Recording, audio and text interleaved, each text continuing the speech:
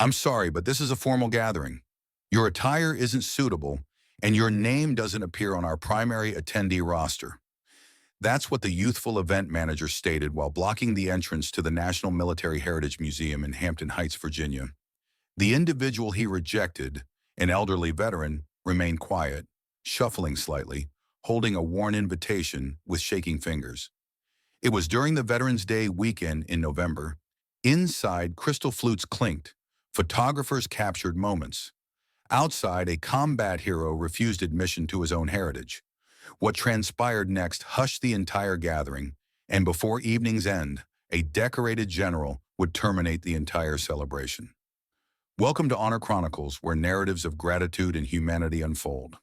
Let's discover what actually occurred. The dawn atmosphere was particularly frigid that morning. A light haze settled across the parking area of the National Military Heritage Museum in Hampton Heights, Virginia, softening the outlines of everything it touched like the gentle mist of recollection. Just before it crystallizes into clarity, the elderly man approached from the northern walkway, his weathered footwear damp from moisture. He advanced with a noticeable limp right leg affecting his stride, deliberate though unhurried. His outerwear was a faded brown aviation jacket, the variety distributed long before most museum attendees were conceived. The sleeves were worn, the fastener replaced with a strand of cotton. In his grasp, he held an aged envelope, corners folded, identity inscribed in flowing script. Mr. Thomas Harrington. He showed up considerably early, not from concern about tardiness, but because that defined his character. Punctual, methodical, patient. A person formed in the discipline of restraint and endurance, the type who distrusted gatherings or schedules or ceremonies. Thomas Harrington was 76 years old, a former Marine gunnery sergeant, and among the few surviving veterans of the Frozen Valley campaign during the Korean conflict.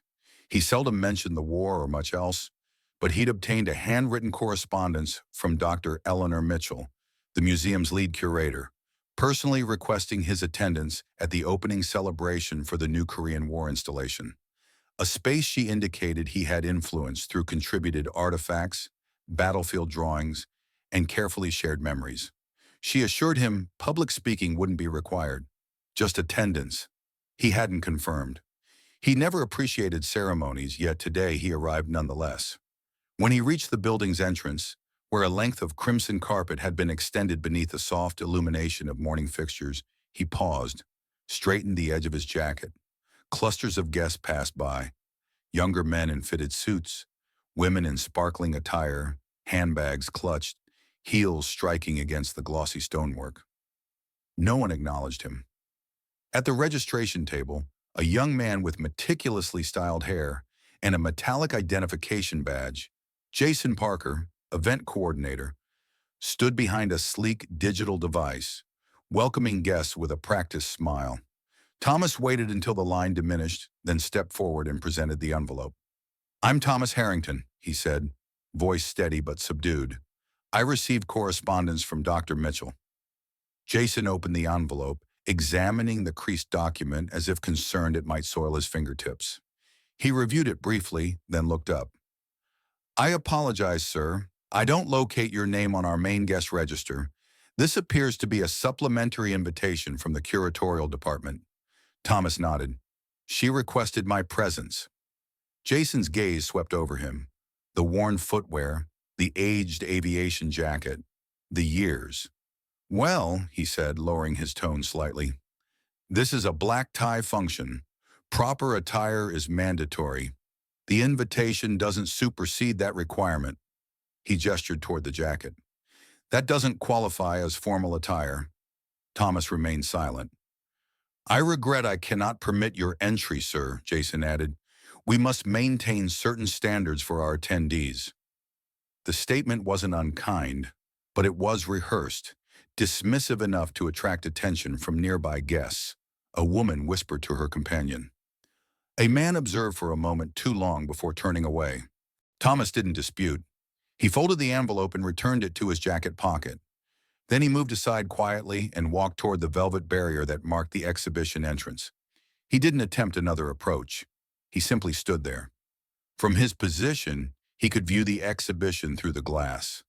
Large monochrome photographs, subtle spotlights on display cases, and centrally, an extensive campaign diagram.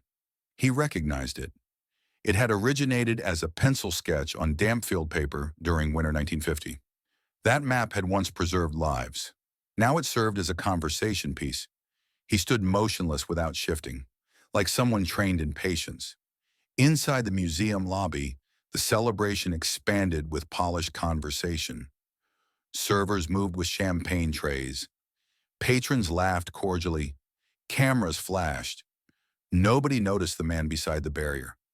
Nobody knew that he had once held a young officer's artery closed with his bare hands until assistance arrived. Nobody knew that a group photograph hanging near the exhibition center included 5 young servicemen, 4 of whom never returned home. Nobody knew that Thomas had carried the 5th from a frozen depression, but he didn't inform anyone. He didn't need to. That wasn't his character. Someone did observe, however. Sarah Winters, a museum intern, watched from several feet away. She had been distributing brochures near the eastern wing, but had stopped when she noticed the elderly man alone. Unmoving, gaze fixed through the glass, she approached gently. "Excuse me, sir," she said softly. "May I assist you? Are you expecting someone?" Thomas turned toward her. There was a quiet steadiness in his expression, like a reservoir that hadn't emptied, but had been drawn from excessively. "No," he said. "Just waiting." She hesitated, then asked carefully, "Are you Mr. Harrington?" He blinked. She continued, "Doctor, Mitchell mentioned someone with that name, a very significant contributor to the exhibition." Before Thomas could respond, Jason intervened, his tone clipped. "Sarah," he said, "I've already informed this gentleman that he's not admitted tonight." Sarah flushed. "I was just trying to—" "This is a formal function," Jason said. "We need to maintain professionalism." He turned to Thomas again, voice low and measured. "Sir, if you remain here, I'll need to summon security." Thomas met his gaze. "I'm not creating disturbance," he said quietly. "I'm just waiting for Dr. Mitchell." Jason offered a constrained smile. "Dr. Mitchell is occupied with our distinguished guests. I'm sure you understand." Thomas didn't answer. He just turned back toward the exhibition glass. Time passed. 10 minutes, 15. More attendees arrived.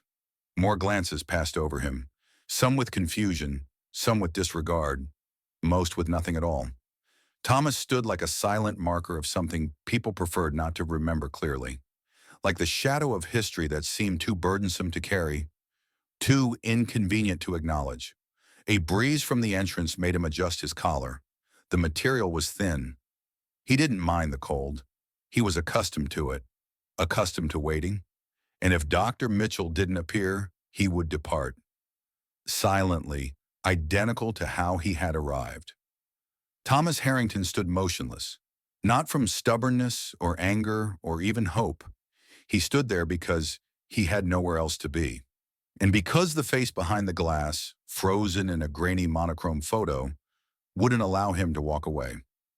Davis, a second lieutenant from Lincoln with freckles and laughter that always emerged half a second too boisterous.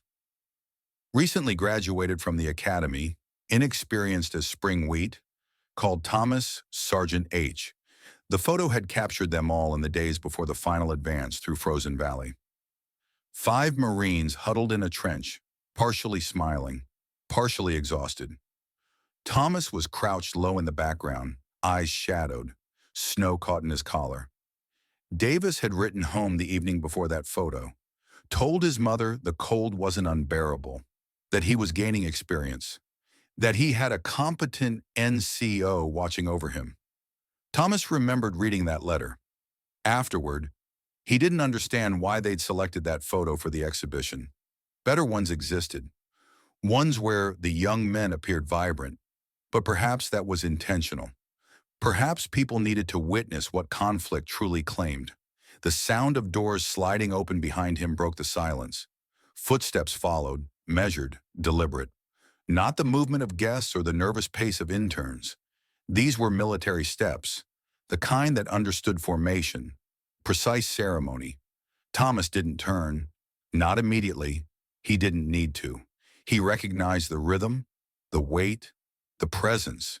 He felt it instinctively within him. The crowd inside quieted. Even the melody from the string ensemble faded like a breath held too long. A voice carried across the lobby, calm, commanding, familiar. "Sergeant Harrington?" Thomas turned. A tall figure stood at the entrance's edge, uniform impeccable, polished boots reflecting light. 4 silver stars adorning his shoulders, decorations across his chest, presence that silenced the entire room without needing to raise his voice. General David Blackwood. Thomas blinked once. The young lieutenant from Frozen Valley had vanished. In his place stood a man older, hardened, respected by nations. But the eyes remained unchanged, and they contained something profound: recognition, relief, and reverence. The general stepped forward, moving cleanly through the crowd. Guests separated without sound. Museum staff froze in position. Even Jason, standing near the registration desk, appeared as if someone had drenched him with frigid water. When General Blackwood reached Thomas, he halted. Then, with absolute precision, he raised his right hand and saluted. Sharp, crisp, flawless. A salute that communicated more than any introduction ever could. Thomas, caught unprepared, straightened slightly, reflex engaged. He returned the salute, slower but firm. The general lowered his hand, smiling. "You came," he said quietly. Thomas nodded. "Didn't expect you'd be present." "I wasn't certain you would attend." They stood silently for a moment, 2 men with half a century and a war between them. Then Blackwood turned to the crowd and spoke, not with amplification, not with prepared remarks, but with the voice of someone who didn't require enhancement to be heard. "This man," he said loudly enough for everyone in the lobby to hear, "is why I'm standing here today." People looked around confused. The general continued, "Most of you don't comprehend what the Frozen Valley campaign entailed. You recognize the designation, perhaps the year, but you don't understand what 30 degrees below zero inflicts on a person. What it means to march through ice, wounded, surrounded. What it means to abandon no one, even when it means perishing alongside them." He turned back to Thomas, who looked downward, jaw tense. The general proceeded. "I was 23, inexperienced, foolish, took a bullet through the hip and collapsed face first into snow. Would have bled to death immediately, frozen before morning." His voice lowered. "But he returned for me under enemy fire, carried me 600 yards. Sustained shrapnel in the shoulder and continued forward. Transported 2 additional wounded with us, refused evacuation until every person in his squad was accounted for." He moved closer. "You preserved my life, Sergeant Harrington, and you've never once claimed recognition for it." Thomas didn't respond. He didn't need to, because behind his silence existed a lifetime of truth. The general turned to Jason, who now appeared as if he wished to disappear into the floor. "Is it accurate?" Blackwood asked, his voice dangerously composed, "that this man was refused entry to this event?" Jason swallowed visibly. "General, sir, there was a dress requirement, and I didn't. He wasn't on the primary list, and—" The general raised his hand. "Enough." He turned back to the room. "We assembled tonight to honor history, to celebrate those who served, and yet we rejected one of the very few still living who embodies that history." The room was completely silent now. Nobody moved. Blackwood's voice softened again, gentler but weightier. "I've witnessed young men freeze to death in foxholes. I've observed comrades carrying comrades across exposed snow under mortar fire. And I've seen what occurs when this nation forgets who paid for its freedom." He looked directly at Jason. "This man is not dressed inappropriately. He is dressed in history." Blackwood stepped to Thomas's side. "If he's not welcome here, then neither am I." And with that, he turned to the museum director, to the staff, to the crowd. "This celebration," he said clearly, "is concluded. Gasps, whispers, then complete stillness. He wasn't bluffing. One by one, members of the military delegation turned and followed him. Honor guards, commanders, aides, leaving trays of champagne behind, conversations unfinished, spotlights cooling beneath silence. The general gestured to Thomas. "Let's examine the exhibition you helped create," he said. "You've earned more than a glimpse through glass." Thomas hesitated, then nodded. As they walked side by side into the museum center, the crowd parted once again. Not from formality this time, but something quieter, something deeper. Respect. And behind them, the echo of boots on marble followed like thunder. Frozen Valley, 1950. The snow descended sideways. The wind howled across the ridgeline, a sound like metal against bone. They had lost radio communication 4 hours earlier. The lieutenant had fallen behind a demolished tree line. 3 others were bleeding severely. Thomas's hands were numb. He couldn't feel the injury in his arm anymore. Could barely see through the blood crusting above his eye. But he crawled regardless. He reached the lieutenant first. Face pale, lips blue, a clean shot through the hip. Arterial. If he didn't get him warm, get him treated, he wouldn't survive an hour. Thomas didn't speak. He simply lifted him. The young man screamed once. Thomas continued moving. 2 more men lay just down the slope, one with a shattered leg, the other breathing through a punctured lung. He transported all 3, one after another, dragging them behind a partially frozen outcrop, placing his own body across theirs to shield them from wind. He remained there 6 hours. No fire, no light, just breath, just blood, just darkness. He whispered one phrase repeatedly. "You stay with me. You stay with me." All 3 survived. He never mentioned it again. Back in the museum, Thomas stood before the Frozen Valley display. It was quiet now. Guests had dispersed, uncertain what to say. Staff lingered near the walls, eyes lowered. Only the general remained beside him. Thomas gazed at the map. His map, the pencil notations now digitally reproduced and framed. He pointed to a location near the southern boundary. "We descended through here," he said softly. "Should have been a fatal mission, but the ice held." The general nodded, listening. Thomas inhaled deeply, his voice low and rough, seemed to stretch across time. "I lost 11 men that night." He didn't pronounce their names. He didn't need to. The silence accomplished that for him. The doors of the museum lobby stood partially open, admitting the chill from the Virginia evening. But it wasn't the cold that made the atmosphere so keen. It was the silence. News of what had just transpired spread rapidly through the crowd. The celebration, weeks in preparation, carefully organized, meticulously arranged, had been dismantled in less than 3 minutes by the words of one man, a 4-star general in the presence of one elderly Marine. Back near the registration desk, Jason Parker stood immobile, his tablet still gripped in his hand, like protection he'd forgotten how to employ. The artificial smile had vanished from his expression. In its place was the wide-eyed, ashen appearance of someone realizing belatedly that he had committed an error no protocol could rectify.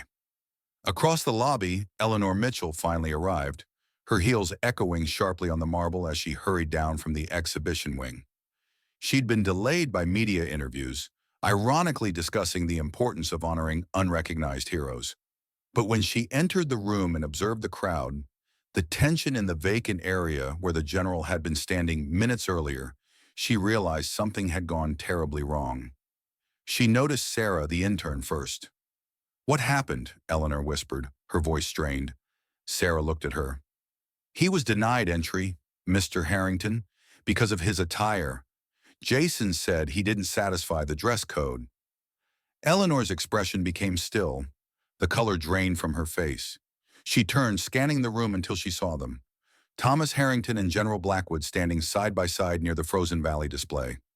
Thomas was speaking quietly, indicating something on the exhibit. The general listened, arms positioned behind his back, head inclined respectfully.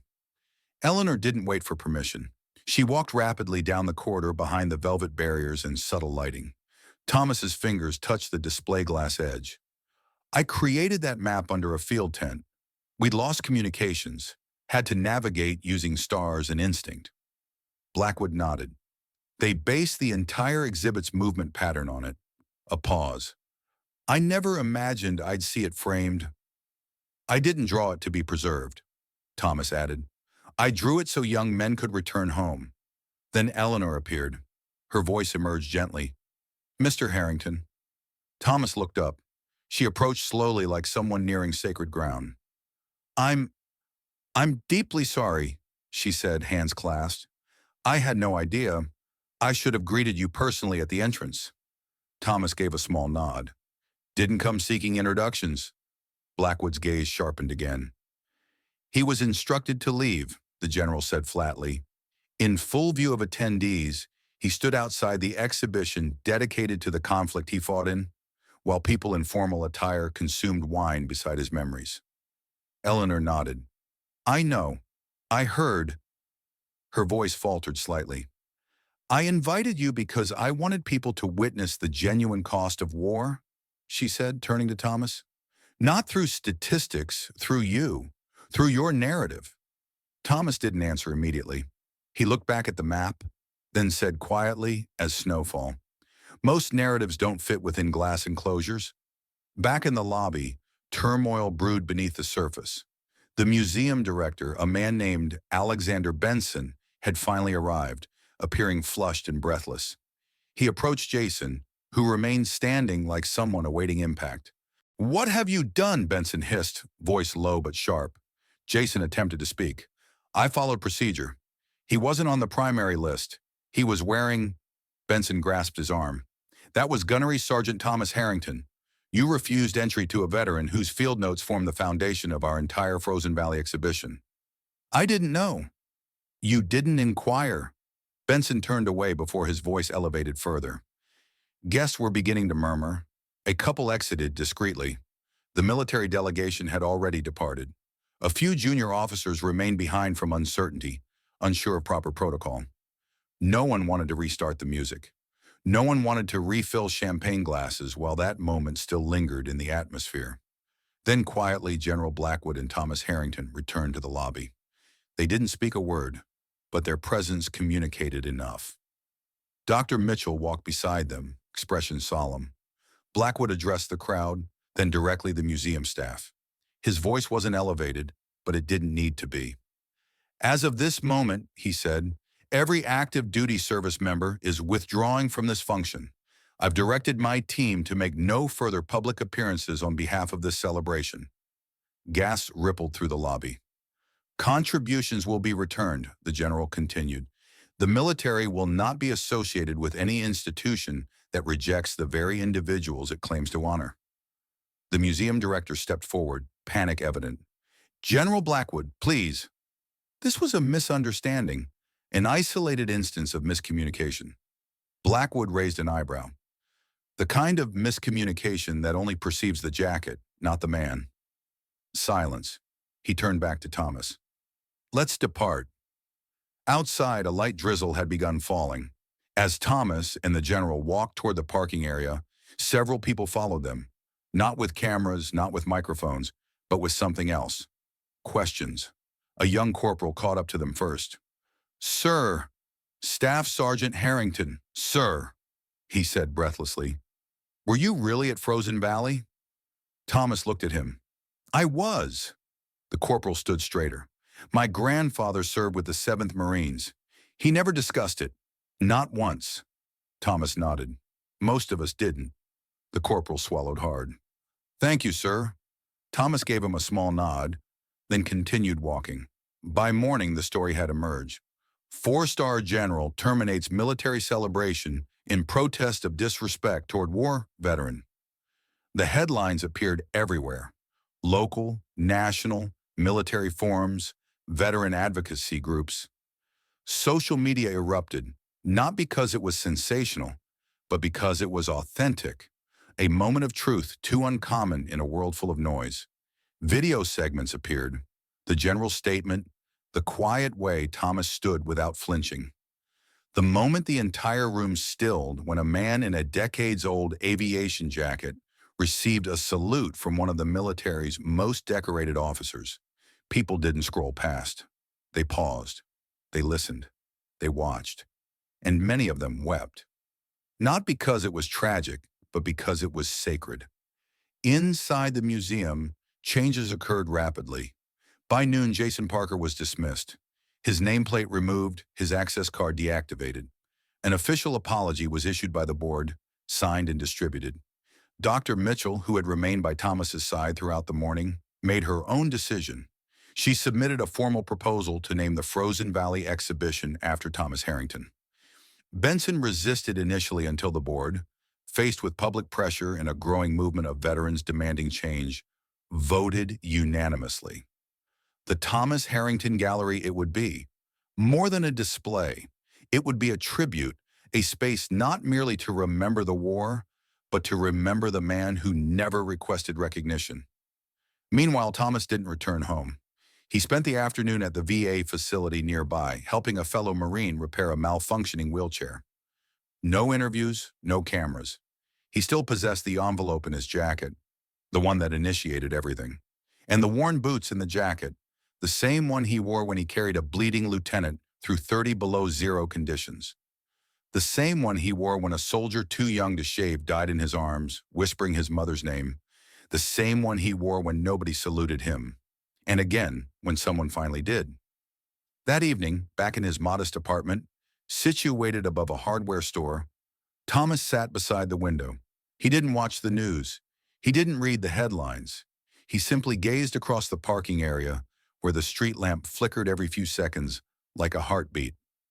In his lap was a letter written in strong, precise handwriting from General Blackwood. You didn't merely save my life in 1950.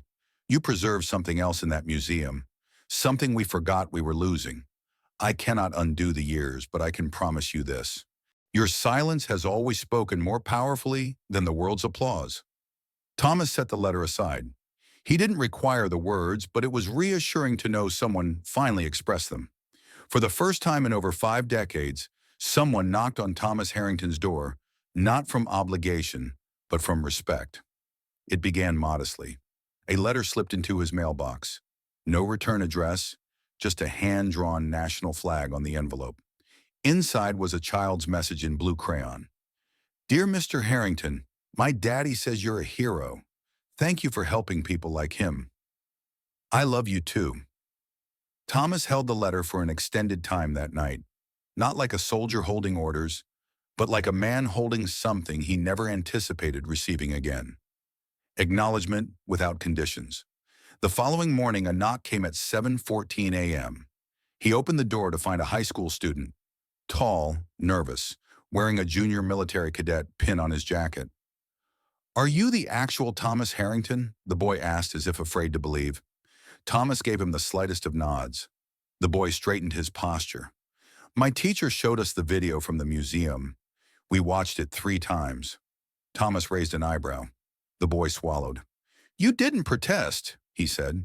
You didn't argue. You just stood there and the general saluted you. He paused. That was the most courageous thing I've ever witnessed. Thomas didn't reply. He didn't need to, but he opened the door wider. Come in, he said. Coffee's prepared. Over the weeks that followed, something transformed in the town of Hampton Crossing. Veterans who hadn't participated in public events for years began appearing again. Slowly, cautiously, but they came. A local educator revised her history curriculum to include a section titled, The Men Who Remain Silent and Why That Matters. The mayor asked Thomas if he would serve as guest of honor in the Veterans Day parade that autumn. Thomas declined, but he agreed to walk at the procession's end beside a 92-year-old Korean war medic who hadn't worn his service cap in 20 years. They didn't wave, they didn't speak, but every block they passed fell silent. Not from obligation, but reverence. The National Museum implemented its changes too. The Frozen Valley exhibition was rededicated with no ribbon cutting, no celebrations, just a single plaque, simple, unadorned. The Thomas Harrington Gallery, for those who didn't ask to be remembered, but remembered anyway. Underneath, a bench was added, crafted from reclaimed oak, polished manually. A small sign hung above it. Please sit. Please remember. And they did. Sometimes school children, sometimes fellow veterans, sometimes just individuals passing through needing a place to understand why quiet men matter. But perhaps the most unexpected ripple came from someone who never met Thomas directly. Sarah Winters, the museum intern who had attempted to intercede at the celebration, never forgot the significance of that night. She graduated the following spring, and in her final research paper she wrote, "We teach military history through conflicts, through bloodlines and boundaries, but we rarely teach the moments that follow the moments. No camera captured, no announcement proclaimed. Like the moment a man stood outside a museum in silence, wearing the same jacket he wore when he carried a wounded officer through a frozen mountain pass. That man didn't speak, but in his silence, he reminded us what history truly comprises. Not accounts in textbooks, but lives we pass by, unless we choose to observe." Her professor wept reading it. So did several board members. So did Dr. Mitchell. They framed the paper and displayed it outside the exhibition entrance. No signature, no headline, just a small caption in bronze. "She saw him." Thomas never pursued any of this. He didn't author books, didn't attend ceremonies, didn't stand for applause. He spent most days walking to the VA hospital just to sit in the waiting area and converse with the staff. He brought flowers weekly to his late wife Margaret's grave. He repaired a neighbor's leaking faucet, returned abandoned shopping carts in the grocery parking area. He didn't wear decorations, but he always wore the jacket, the one that still carried the faint scent of grease and conflict and snow. And occasionally, once or twice monthly, someone new would knock at his door. Sometimes a veteran, sometimes a child, sometimes a stranger who'd viewed the video online and traveled hours just to express gratitude. Thomas never turned them away. He'd open the door, nod once, and welcome them inside. He didn't share war stories. He didn't need to. He simply poured coffee and listened. On a quiet Sunday evening, almost 1 year to the day after the celebration, General David Blackwood returned to the museum. No ceremony, no media, just himself. He proceeded through the exhibition, past the artifacts, past the medals under glass. Your silence has always spoken more powerfully than the world's applause. Thomas set the letter aside.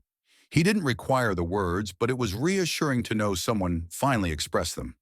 For the first time in over 5 decades, someone knocked on Thomas Harrington's door, not from obligation, but from respect. It began modestly.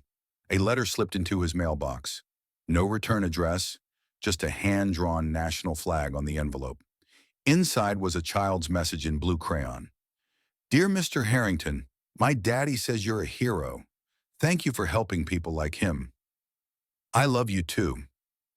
Thomas held the letter for an extended time that night, not like a soldier holding orders, but like a man holding something he never anticipated receiving again. Acknowledgement without conditions. The following morning, a knock came at 7:14 a.m. He opened the door to find a high school student, tall, nervous, wearing a junior military cadet pin on his jacket. "Are you the actual Thomas Harrington?" the boy asked as if afraid to believe. Thomas gave him the slightest of nods. The boy straightened his posture. "My teacher showed us the video from the museum. We watched it 3 times. Thomas raised an eyebrow. The boy swallowed. "You didn't protest," he said. "You didn't argue. You just stood there and the general saluted you." He paused. "That was the most courageous thing I've ever witnessed." Thomas didn't reply. He didn't need to, but he opened the door wider. "Come in," he said. "Coffee's prepared." Over the weeks that followed, something transformed in the town of Hampton Crossing. Veterans who hadn't participated in public events for years began appearing again. Slowly, cautiously, but they came. A local educator revised her history curriculum to include a section titled, "The Men Who Remain Silent and Why That Matters." The mayor asked Thomas if he would serve as guest of honor in the Veterans Day parade that autumn. Thomas declined, but he agreed to walk at the procession's end beside a 92-year-old Korean war medic who hadn't worn his service cap in 20 years. They didn't wave, they didn't speak, but every block they passed fell silent. Not from obligation, but reverence. The National Museum implemented its changes too. The Frozen Valley exhibition was rededicated with no ribbon cutting, no celebrations, just a single plaque, simple, unadorned. The Thomas Harrington Gallery, for those who didn't ask to be remembered, but remembered anyway. Underneath, a bench was added, crafted from reclaimed oak, polished manually. A small sign hung above it. Please sit, please remember. And they did. Sometimes school children, sometimes fellow veterans, sometimes just individuals passing through needing a place to understand why quiet men matter. But perhaps the most unexpected ripple came from someone who never met Thomas directly. Sarah Winters, the museum intern who had attempted to intercede at the celebration, never forgot the significance of that night. She graduated the following spring, and in her final research paper she wrote, "We teach military history through conflicts, through bloodlines and boundaries, but we rarely teach the moments that follow the moments. No camera captured, no announcement proclaimed. Like the moment a man stood outside a museum in silence, wearing the same jacket he wore when he carried a wounded officer through a frozen mountain pass. That man didn't speak, but in his silence, he reminded us what history truly comprises. Not accounts in textbooks, but lives we pass by, unless we choose to observe." Her professor wept reading it. So did several board members. So did Dr. Mitchell. They framed the paper and displayed it outside the exhibition entrance. No signature, no headline, just a small caption in bronze. She saw him. Thomas never pursued any of this. He didn't author books, didn't attend ceremonies, didn't stand for applause. He spent most days walking to the VA hospital just to sit in the waiting area and converse with the staff. He brought flowers weekly to his late wife Margaret's grave. He repaired a neighbor's leaking faucet, returned abandoned shopping carts in the grocery parking area. He didn't wear decorations, but he always wore the jacket, the one that still carried the faint scent of grease and conflict and snow. And occasionally, once or twice monthly, someone new would knock at his door. Sometimes a veteran, sometimes a child, sometimes a stranger who'd viewed the video online and traveled hours just to express gratitude. Thomas never turned them away. He'd open the door, nod once, and welcome them inside. He didn't share war stories. He didn't need to. He simply poured coffee and listened. On a quiet Sunday evening, almost 1 year to the day after the celebration, General David Blackwood returned to the museum. No ceremony, no media, just himself. He proceeded through the exhibition, past the artifacts, past the medals under glass.